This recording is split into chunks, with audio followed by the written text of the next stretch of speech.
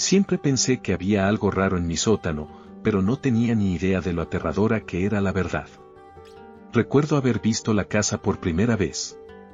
Tenía 7 años. Mis jóvenes padres acababan de comprar su primera casa. Recuerdo que solía odiar vivir en el apartamento estrecho y lúgubre en el que habíamos habitado anteriormente. Abriría la puerta de nuestro nuevo hogar con asombro y los ojos bien abiertos. Me dejó alucinado lo espaciosa que era esta casa. Subí las escaleras para echar un vistazo a mi habitación. Estaba tan emocionado de tener mi propia habitación y de no tener que compartirla con mi hermano pequeño. En mi gran recorrido por mi nueva morada, finalmente llegué al sótano.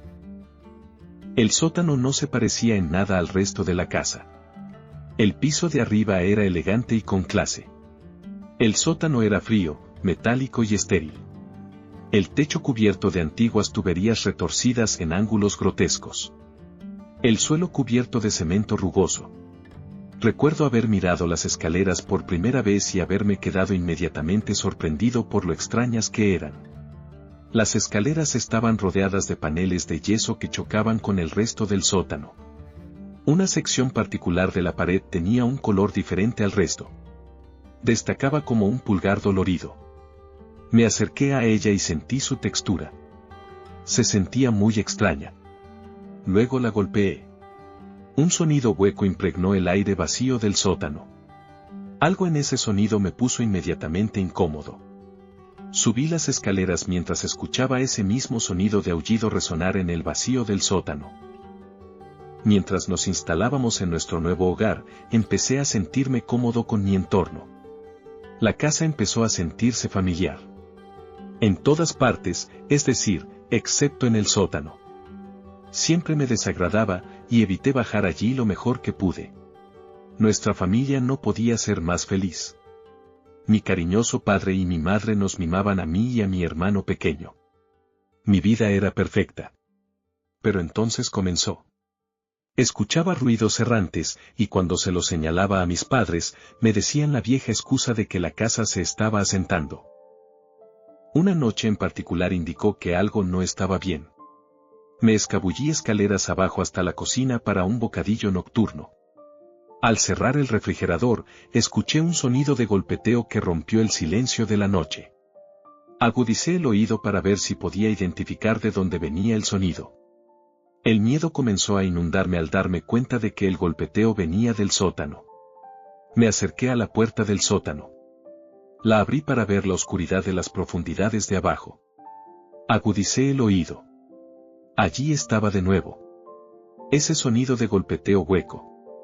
El mismo sonido que había escuchado en mi visita inicial al sótano al golpear el panel de yeso. Encendí las luces, armándome de valor para bajar las escaleras e investigar. El golpeteo continuó mientras daba el primer paso. El miedo me invadió. Corrí de regreso a mi habitación y me escondí bajo las sábanas hasta que la luz de la mañana dio paso al nuevo día. Recuerdo bajar las escaleras, siendo el primero en levantarme. Corrí a la sala de estar a jugar Nintendo. De camino, pasé por la puerta del sótano. Estaba cerrada. Aunque estaba en un estado de casi pánico cuando corrí de él la noche anterior, recuerdo distintivamente haber dejado la puerta abierta y no haber apagado la luz. Racionalicé que mi madre o mi padre debían haber bajado por alguna razón, y me perdí en ese MB3. Más tarde, mencioné el incidente a mis padres, y ellos simplemente me aseguraron que lo que escuché fue el sonido del calentador de agua clicando por la noche. Yo sabía que no era así, pero acepté una explicación lógica. Aproximadamente un mes después de la mudanza, mi madre me pidió que bajara al sótano y cogiera una carga de calcetines, ya que la lavadora y la secadora estaban allí. A regañadientes, le dije que lo haría. Era la mitad del día y había pasado suficiente tiempo para amortiguar el miedo que había sentido una semana antes. Encendí las luces y bajé corriendo las escaleras. Escuchando el sonido hueco resonar con mis pasos, un sudor frío comenzó a formarse en mí. Me dirigí a la secadora y cogí una cesta.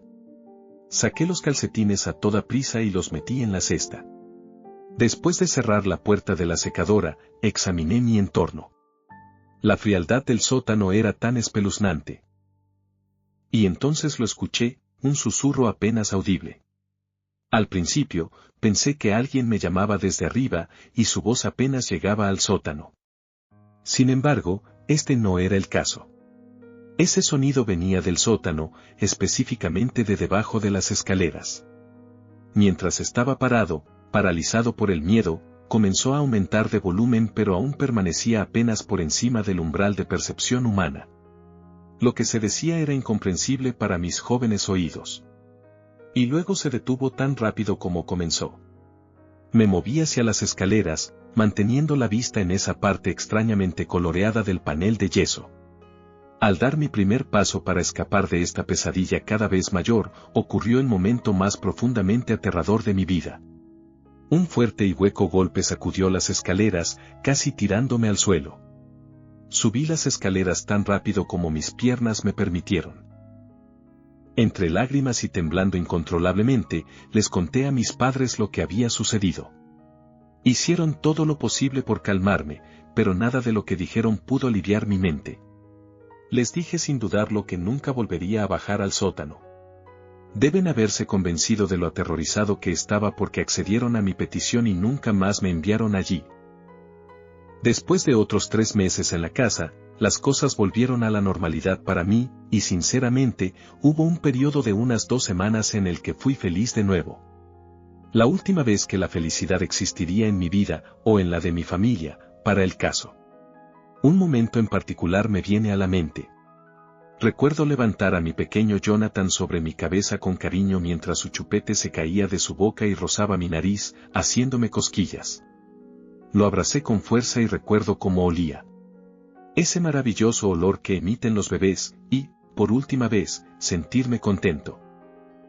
Cualquier apariencia de satisfacción se desmoronó para mí y mis padres la noche del 2 de julio de 1991.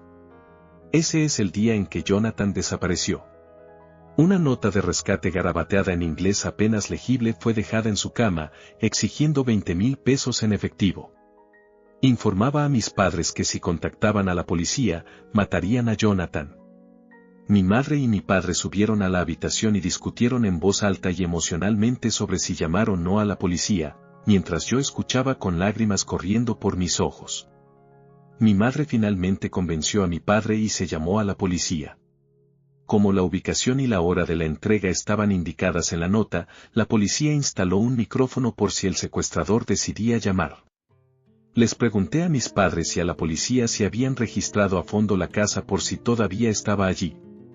Me aseguraron que sí y que Jonathan estaría bien después de la entrega, pero la semilla de una idea ya estaba creciendo en mi mente. Florecería a lo largo del resto de mi vida. Mis padres siguieron las instrucciones al pie de la letra. Entregaron el dinero y luego esperaron en la ubicación donde se suponía que debían recoger a Jonathan. Nunca llegó. No hace falta decir que esto destrozó a mi familia. A medida que pasaban las semanas y no había noticias sobre Jonathan, mis jóvenes y vibrantes padres se convirtieron en cáscaras de lo que habían sido, mi madre especialmente. Se culpó a sí misma por haber involucrado a la policía y creyó que esa era la razón por la que Jonathan no fue devuelto. Una noche, mientras lloraba sola en ruinas, aferrada a una botella de vino, finalmente decidí revelarle mi teoría que había estado gestándose dentro de mi cráneo. Le dije que pensaba que era quien, o lo que fuera para el caso, estaba debajo de las escaleras el que se había llevado a Jonathan y tal vez todavía estaba vivo. Me dio una bofetada tan fuerte que vi estrellas. Me gritó. La culpa expresándose como rabia. Me dijo que dejara de decir esas tonterías infantiles y simplemente aceptara que Jonathan había sido sacado de la casa por algún enfermo y que estaba muerto. Mi infancia murió ese día. Recuerdo haber contemplado coger un martillo y exponer lo que estuviera bajo las escaleras yo mismo. Pero el miedo era simplemente demasiado abrumador para que realmente lo hiciera. Y mucho menos dar un paso hacia ese sótano. Mi familia se mudó poco después de este incidente.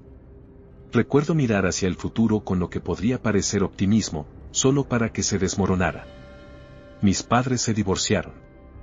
El dolor era demasiado para compartir, y menos de un año después, mi madre se suicidó. La culpa debió de haberla abrumado. Mi padre hizo todo lo posible por criarme, pero la larga sombra de Jonathan siempre se cernió sobre nuestras vidas. 20 años después, empecé a pensar larga y tendidamente en la desaparición de mi hermano pequeño y lo mucho que me enfurecía. Mi familia tuvo la oportunidad de una vida normal y plena, pero fue aniquilada en un instante por quien se lo llevó. No solo me robaron un hermano pequeño. Me robaron cualquier posibilidad de felicidad. A medida que crecí, acepté la historia oficial de lo que había sucedido. Pero últimamente, la curiosidad comenzó a ganarme. Empecé a pasar en coche por la vieja casa, viendo que actualmente estaba vacía. Las ideas comenzaron a arremolinarse en mi cabeza. Así que irrumpí en la casa, animado por el alcohol. Decidí hacerlo, sabiendo que probablemente no encontraría nada debajo de las escaleras del sótano, pero esperando que esto cerrara un capítulo demasiado largo en mi vida y me permitiera finalmente seguir adelante. Para mi consternación, las escaleras sonaban exactamente igual que las recordaba. Un sonido hueco impregnó el vacío del sótano. Miré fijamente el lugar en el panel de yeso, todavía descolorido, tan ominoso como lo era cuando era un niño. Sin embargo, el miedo no me detendría. De hecho, sentía lo contrario. Sentía un coraje que no había sentido en mucho tiempo. El momento de la verdad había llegado. Con toda la fuerza que tenía, envalentonado por años de rabia reprimida, corrí hacia la pared, con el hombro por delante. El panel de yeso se derrumbó a mi alrededor. Abrí los ojos cuando mi valentía se erosionó inmediatamente y se convirtió en horror absoluto. Jesús. Huesos. Huesos por todas partes. Mi horror aumentó a alturas inimaginables mientras examinaba el estrecho espacio y la miríada de esqueletos esparcidos. La luz jugando amenazadoramente en sus diminutas formas. Trozos de papel rasgados estaban esparcidos con quién sabe qué escrito en ellos. Debía haber restos de 20 o 30 niños. Mi susto llegó a un crescendo cuando me di cuenta de que, sin excepción, a todos les faltaban los cráneos. Uno particularmente pequeño llamó mi atención. Sentí que las rodillas se me debilitaban y caí hacia atrás cuando vi lo que eran inconfundiblemente marcas de mordeduras. Arriba y abajo del diminuto antebrazo. Al golpear el suelo, esperé escuchar un sordo golpe al aterrizar en el cemento. En cambio, escuché un sonido hueco. Miré para ver sobre qué había aterrizado. Una trampilla. Encontrando nuevo coraje, reuniendo una fuerza que no sabía que tenía. La abrí. Debajo de mí yacía un túnel oscuro, un espacio de arrastre que apenas cabía una persona acostada boca abajo. Un olor húmedo que subía me hizo reacio, pero sabía lo que tenía que hacer.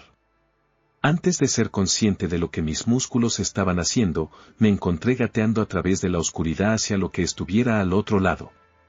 Al llegar al final del túnel, levanté la vista para ver una rendija de luz cortando la oscuridad. Con temor, empujé hacia arriba. Cautelosamente, asomé la cabeza. Para mi sorpresa, el túnel había llevado al otro lado de las escaleras. Salí gateando para encontrarme en la esquina del sótano frente a las escaleras, detrás de una secadora cubierta de años de polvo. Las implicaciones de todo esto hicieron que mi mente se tambaleara. Pero antes de que pudiera formar un pensamiento coherente, las luces del sótano se apagaron. El corazón se me atragantó cuando empecé a escuchar a alguien descender las escaleras. Pasos lentos pero seguros anunciando que ya no estaba solo. Con cada golpe mi corazón daba un vuelco. Empecé a escuchar ese susurro incomprensible, absolutamente imborrable en mi mente, cuya familiaridad reavivó el miedo y la aflicción de mi infancia perdida. Preocupado de que la oscuridad no me ocultara adecuadamente, busqué refugio agachándome detrás de la secadora, no dispuesto a correr el riesgo de echar un vistazo, aunque cada fibra de mi ser gritaba por hacerlo. El pánico comenzó a instalarse. ¿Qué voy a hacer cuando, y él, descubra que su guarida ha sido revelada? Mientras meditaba sobre mis opciones, comenzaron los gritos.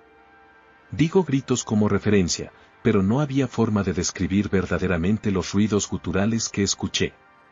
Los sonidos que rompían el sonido del sótano eran tan escalofriantes, tan surrealistas que desafiaban la descripción. Claramente había descubierto que su perverso santuario había sido perturbado. Antes de darme cuenta, estaba subiendo las escaleras corriendo por mi vida. Llegué a mi coche, demasiado asustado para darme la vuelta. Con todos los músculos trabajando al unísono, abrí la puerta y puse la llave en el encendido en un movimiento rápido. Cuando mi coche cobró vida bajo la luz de la calle, una sombra cayó sobre mi coche. Arranqué, sin mirar atrás, pisando el acelerador hacia la comisaría de policía local. Con la respiración entrecortada, intenté explicar al oficial de servicio lo que había ocurrido y me desplomé en el suelo a mitad de la frase. Ahora, ha pasado un mes. Al día siguiente de mi descubrimiento, la policía inició una investigación y rápidamente hizo el mismo macabro descubrimiento. La policía y la comunidad me agradecieron profusamente por lo que había encontrado, diciéndome que iban a poder cerrar los libros de múltiples casos de personas desaparecidas. Sin embargo, no pudieron encontrar al autor de estos atroces crímenes. Comenzaron a analizar el ADN de los cuerpos. Un profundo sentido de alivio me invadió cuando recibí la llamada informándome de que uno de los diminutos esqueletos había pertenecido a Jonathan. Compartí la noticia con mi padre. La expresión de su rostro, de alivio total, al ver cómo se levantaba la carga que había llevado durante tantos años. Nos abrazamos mientras las lágrimas brotaban de ambos ojos. Sin embargo, el alivio ha sido de corta duración. Lo que me quita el sueño es que quien quiera o lo que quiera que haya hecho esto sigue ahí fuera. La pregunta que me carcome la mente es si este monstruo es literal o figurado. De cualquier manera, espero no averiguarlo nunca.